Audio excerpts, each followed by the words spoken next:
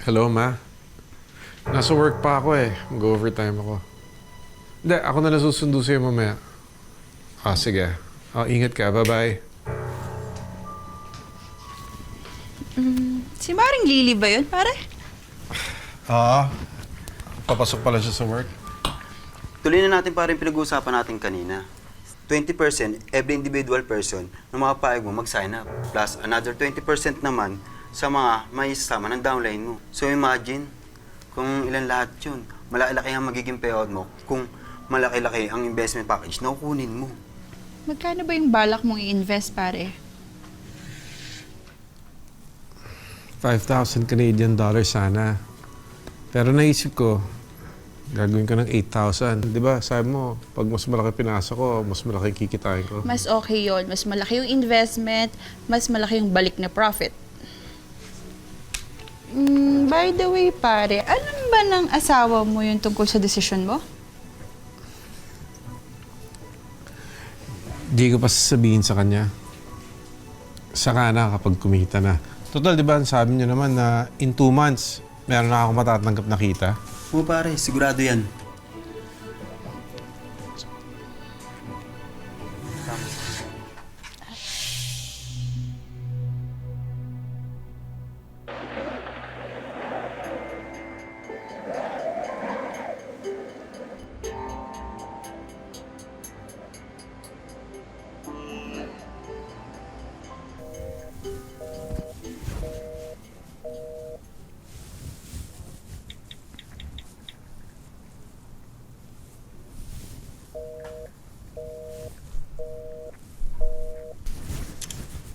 Pa, nasaan yung pera natin?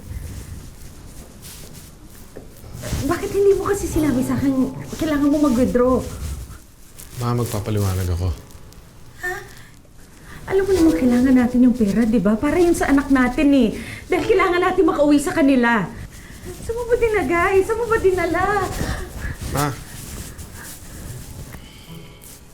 In-invest ko yung savings natin dun sa business ni parang Danny at parang Raquel.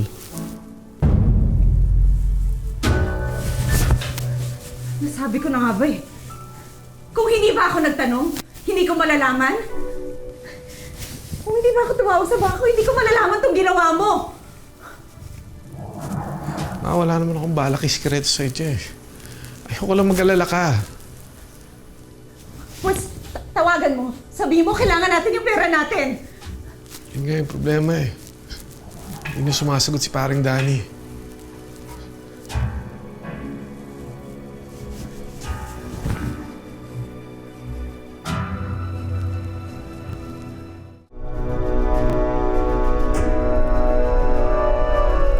Raquel! Danny! Tama naman. Tama na! Anong tama na? Pera natin yun! Pera ng mga anak natin! Raquel! Danny! Danny, lumabas kayo sa akin! Nakakaya sa mga kapitbahay! Akong pakialam! Raquel, Danny, mga manloloko kayo! Mare, anong sinisigaw mo? Nakakahiya. Nag-iskandalo ka. Mare? Ang kapal naman ang mukhang tawagin mo pa ako nun. Pagkatapos mo kaming goyoin ng asawa ko. Nasaan ang pera namin? Nasaan ang pera namin? Pasok muna kayo. Sa loob natin pag-usapan yan. Ayoko! Dito tayo mag-uusap. Sasagutin mo lahat ng tanong ko, babae ka. Nasaan ang pera namin? Ibalik mo ang pera namin! Mare, malinaw ang usapan namin ni kumpare na mag-i-invest kayo sa business namin. Pero hindi namin kayo pinilit. Ang sabi ng pinag-ipunan namin ako, hindi kami! Parang Danny, yung pangako mo sa amin, Danny! Danny!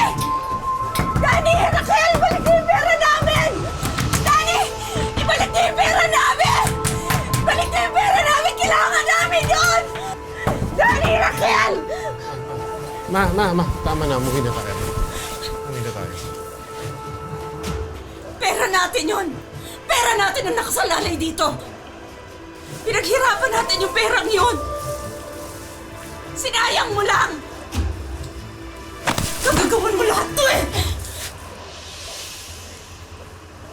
Nangako tayo sa mga bata! Nangako tayo! Babalik tayo! Magmamaka Magbakasyon tayo doon!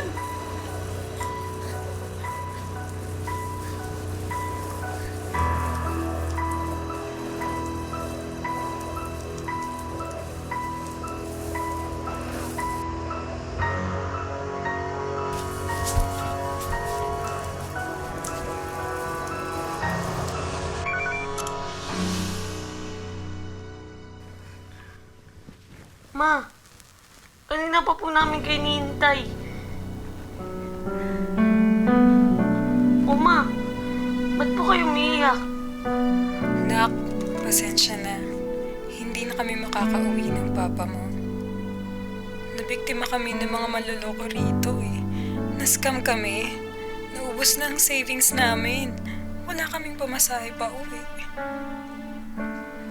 Ma, hindi pwede, ma. Nangako kayo eh. Sino magsasabit sa akin ng medalya sa stage? Sana hindi na lang kayo nangako, ma. Inaasar niyo lang ako.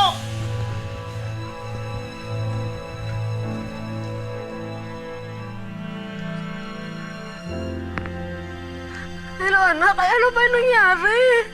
Nabiktima kami ng mga manloloko rito eh. Nascam kami. Ha? Paano yun?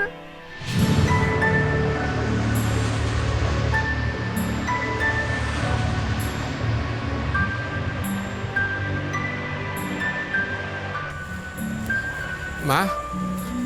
Ano nangyari? Wala na tayong titiran. Tumawag na ako sa bangko. Sinabi ko hindi na natin kayang magbayad eh. Yung natitira nating pera, papadala ko na lang sa Pilipinas.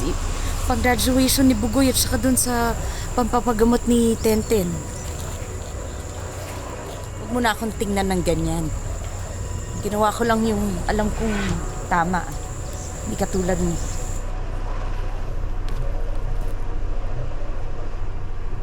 Mula pa lang ngayon, sa kotse muna tayo titira. At hindi pa tayo nakakabawi. Hindi mo na ako.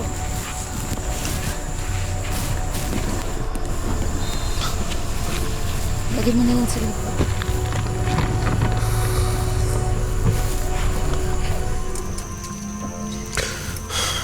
Lili, pangako.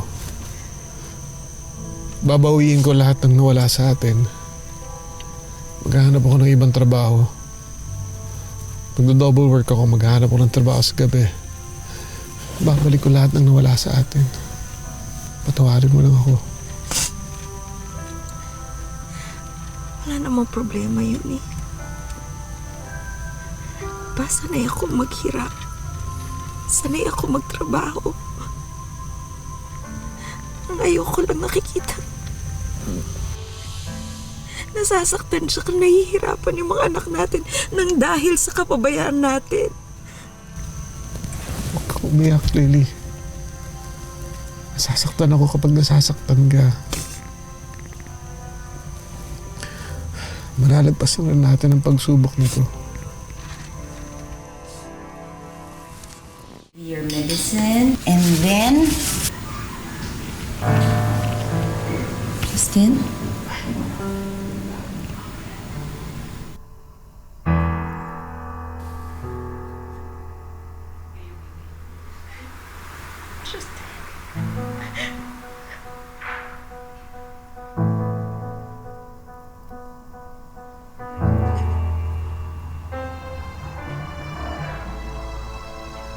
Nagpatuloy ang buhay namin sa Canada dahil kailangan namin makabawi sa perang nawala sa amin. Napagdesisyonan ko mag-double shift sa nursing home care na pinapasukan ko. Si Emil naman ay nag-double work din. Nagtatrabaho siya sa umaga sa isang courier at tinanggap din niya ang ibang racket katulad ng pagpapasada sa taxi sa Canada tuwing gabi.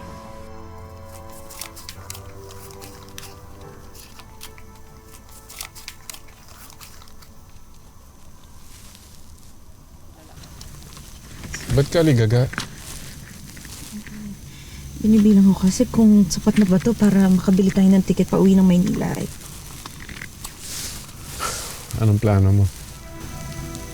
uuwi tayo ng Pilipinas.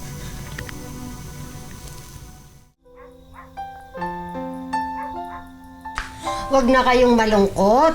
Magpapasko na mamaya. Hindi magandang salubungin ng nakasimangot. Huwag na kayong malungkot, ha?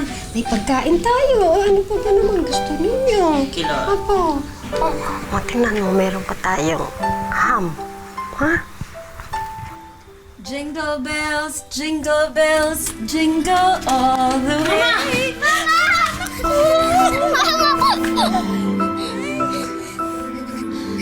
Dito ka po, Mama. Marami na ako napalagpas na importanteng okasyon ng buhay niyo. Itong Paskong to, hindi ko papayagang makalagpas. Salamat.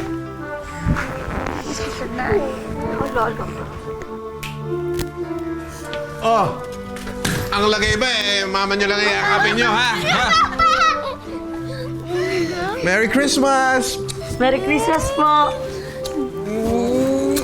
Pagkatapos ng maikling panahon, nakabangon kami sa aming pinagdaanang hirap. Mahirap at nakakapagod. Pero saan pa ba naman kami huhugot ng lakas? Kundi sa dalawang anak naming naghihintay sa pag-uwi namin sa Pilipinas.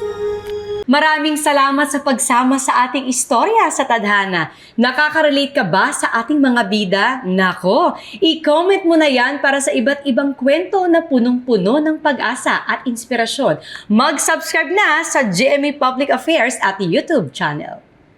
I-click na rin ang bell button para lagi kang updated sa pinakabagong storya ng Tadhana.